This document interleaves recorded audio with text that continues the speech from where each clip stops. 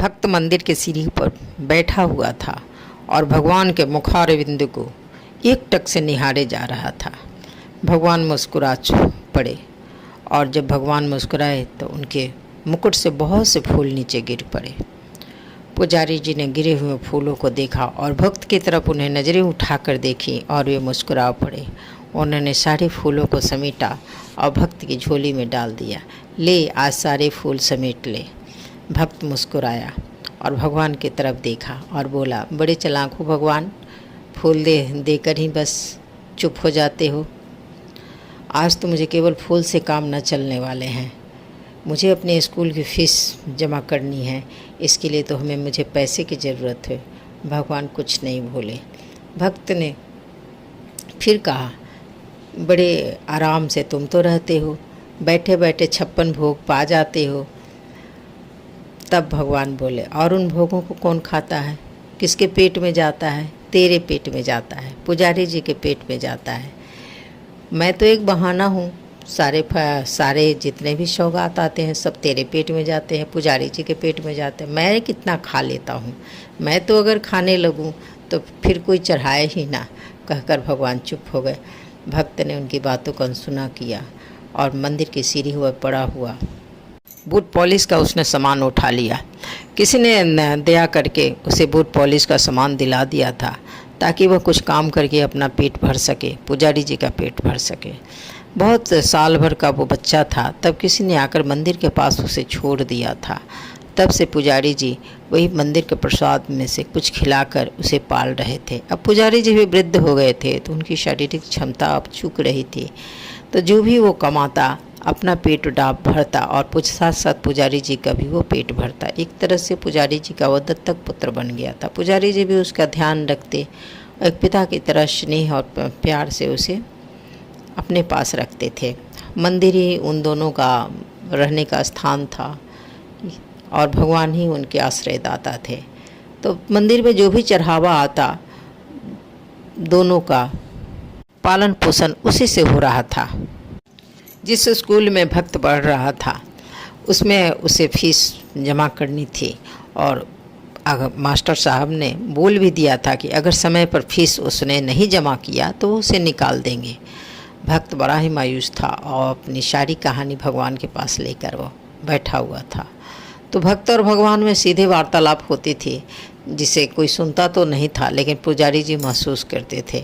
और जब भक्त और भगवान आपस में वार्तालाप में होते थे तो पुजारी जी केवल मुस्कुराते रहते थे। तो उस दिन शाम सूर्य ढलने में अभी 2-3 घंटे शेष थे। स्कूल से आकर उसने बस्ता मंदिर के कोने में फेंका और बूट पॉलिश का सामान उठाकर चल दिया। और उसने सोचा, देखता हूँ आज तुम क्या देते हो। कहकर उसने एक नज़र भगवान पर डाली और उनके दिए हुए फूलों को अपने बैग में डाला और वो चल पड़ा। चौराहे पर आकर वह बैठा रहा, लेकिन संजोग से उस दिन गर्मी भी, चौराहे पर लोग आ रहे थे जा रहे थे, लेकिन किसी ने भी उसे बूट पॉलिश के लिए आज नहीं बोला। वो खाली हाथ, शाम हो गई, शाम के 8 बजे, रात के 8 होने को आए, लेकिन वो उसका पॉकेट आज भी खाली था। उसके बक्से में कुछ भी पैसे नहीं थे। वो बड़ा ही निराश हुआ और वापस मंदिर की सीढ़ियों पर आकर वो बैठ गया। उसे हैरान परेशान देखकर पुजारी जी बोले, कोई बात नहीं बेटा, हर दिन एक समान नहीं रहता। कहकर उसके सिर को सहलाए और चढ़े हुए फलों में से कुछ फल उन्होंने उसकी तरफ बढ़ा दिया। भक्त ने बिना कोई जवाब दिए उन फलों को लिया और वह उसे खाकर उसे थोड़ा आराम महसूस हुआ। जब आराम महसूस हुआ तो उसने भगवान के तरफ देखा और फुफकारती ही आवाज़ में बोला, तुम्हें दया न आई? कुछ ही पैसे तो तुमसे मांगे थे, स्कूल फीस ही तो भरने थे। कौन मैं हज़ारों रुपए तुमसे मांगे थे, कम से कम इतना तो दे देते। भगवान ने उसकी तरफ देखा, वे मुस्कुराए किंतु उन्होंने कुछ भी जवाब नहीं दिया। भक्त चिढ़ गया, बोला, हाँ हाँ मत बोलो, कौन मैं तुमसे बोलने जाता हूँ, अब देखता हूँ कैसे क्या करूँगा। कहकर वो बड़ी ही बेचैनी से मंदिर के एक कोने में यूं ही फर्श पर लुढ़क गया। भगवान ने उसकी तरफ देखा और पलकें झपकाई। भक्त गहरी नींद में सो गया, मानो भगवान उसे थपकियाँ दे रहे हों और उसके शिकायतों को सुन रहे हों। तो ये तो रोज़ थी भगवान और भक्त के बीच की खटपट, रोज ही थी। दूसरे दिन रविवार था। मंदिर में अपेक्षाकृत रोज से ज़्यादा भीड़ थी। लोग आ रहे थे, जा रहे थे। कुछ चढ़ावा भी कुछ अन्य दिनों से ज़्यादा था। तो बड़ी सी गाड़ी आकर मंदिर के दरवाजे पर लगी। पुजारी जी उत्सुक हो उठे। उसकी आंखें भी फैल गईं। देखा कि एक बड़े सेठ जी और उनकी पत्नी एक छोटे से बच्चे को लेकर मंदिर में चले आ रहे हैं। सेठ जी बड़े खुश थे, सेठाइन भी बड़ी खुश थी। बच्चा बड़ा ही सुंदर था। उसे लाकर, बच्चे को लाकर उन्हें भगवान के चरणों में रखा और पुजारी जी को, और उन्होंने पूजा करने को कहा। पुजारी जी ने विधिवत पूजा कराई। बहुत से फल, मेवे, पकवान, बहुत से सेठ सेठाइन ने उस दिन मंदिर में चढ़ावा चढ़ाया था। आज जब पूजा समाप्त हो गई तो पुजारी जी को उन्होंने दक्षिणा में 1000 रुपये भी दक्षिणा में दिए।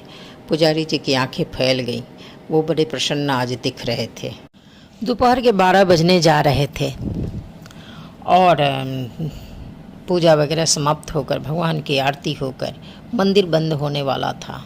भक्त भी आज मंदिर की साफ सफाई या कामों में व्यस्त था, तो वो भी आज बूट पॉलिश के लिए न जा पाया था।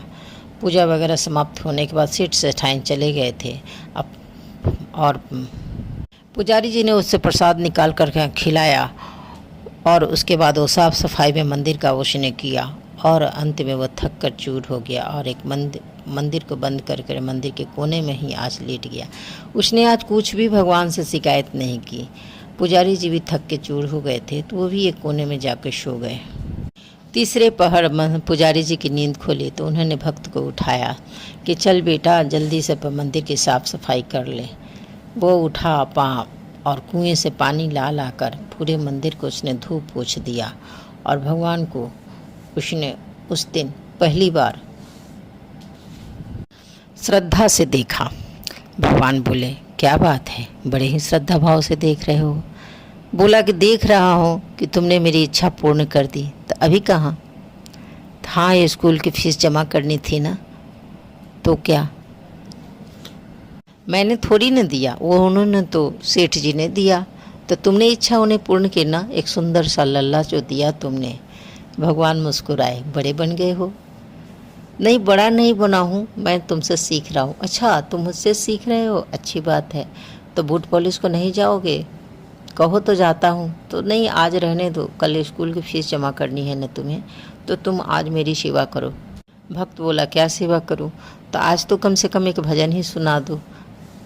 भक्त गाने लगा। काफ़ी देर तक उसके गले से मधुर भगवान के भजन की आवाज़ें निकलती रहीं।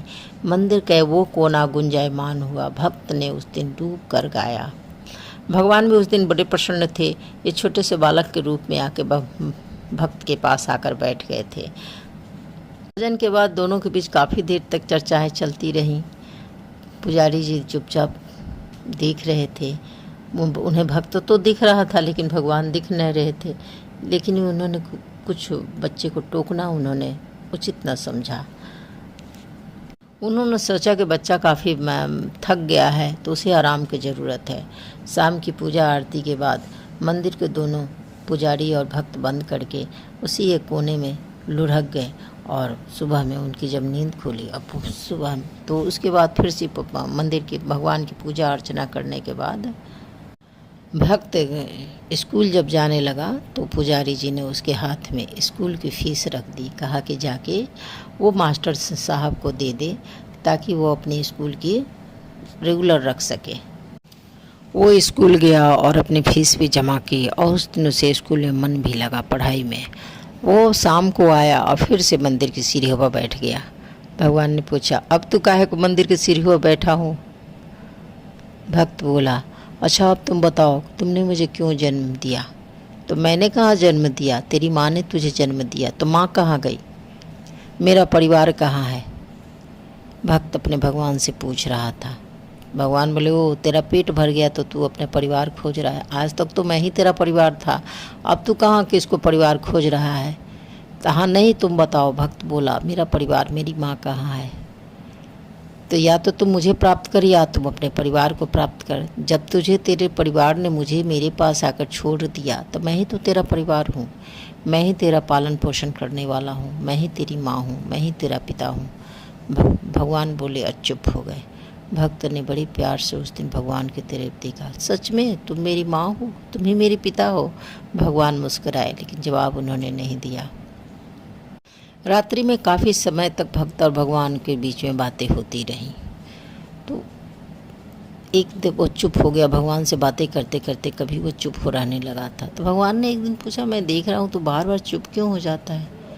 तो बोलता है, भक्त बोला कि भगवान, मैंने देखा है, मैंने अपने स्कूल में कि बहुत से बच्चों के भाई बहन आते हैं, मेरे तो कोई भाई बहन नहीं है।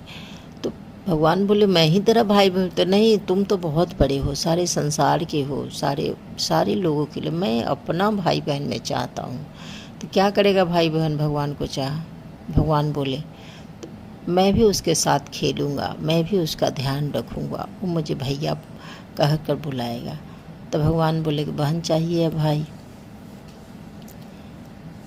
तो भक्त बोला कि भगवान, तुम तो भाई के रूप में मेरे पास हो ही, पिता के रूप में हो, माँ के रूप में हो, लेकिन बहन तो मेरे पास नहीं है। तुम्हारी बहन भी तो सुभद्रा थी, मेरा कहाँ कोई है।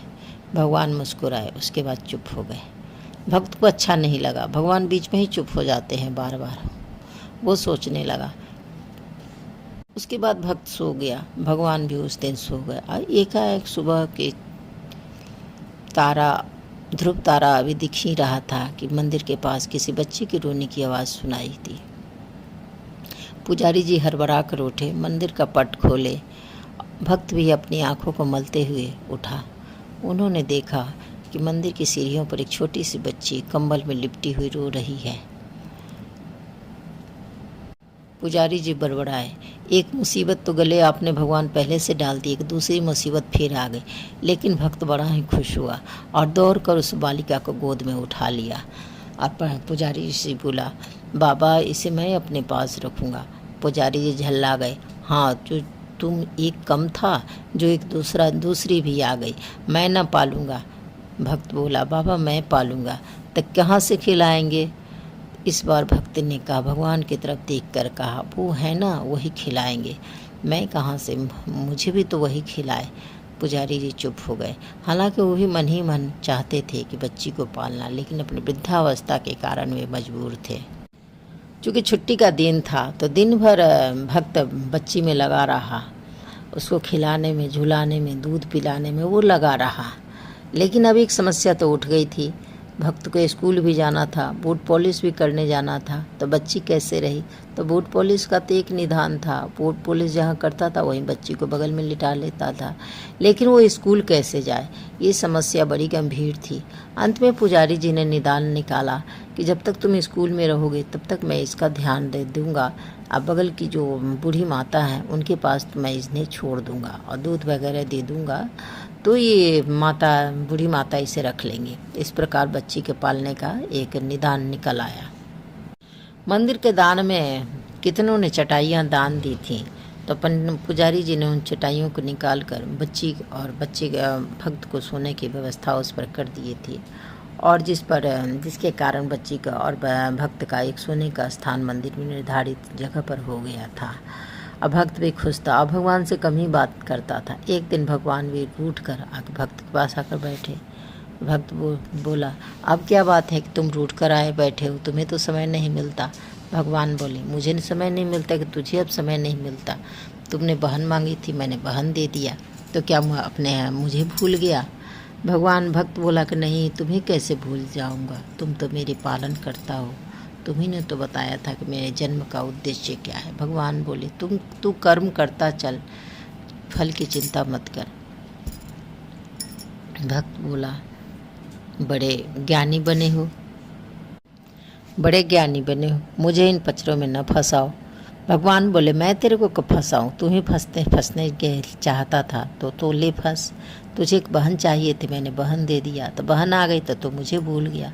भक्त बोला, प्रभु तुम्हें कौन भूल सकता है, तुम ही तो सबों के आदि अनादि अनंत रूप हो, तुम ही तो स्थिर हो। तुमने मेरी इच्छा पूर्ण की प्रभु, मेरी एक बहन दे दी। तुम्हारी भी तो बहन सुभद्रा माता थी, तो तुमने एक मेरी बहन दे दी, तो मैं आपका बड़ा ही कृतज्ञ हूँ। उस दिन भक्त ने भगवान के चरण पकड़ने चाहे, लेकिन भगवान ने उसे गले से लिपटा लिया। तो मेरी कहानी सुनने के लिए आप सभी को धन्यवाद।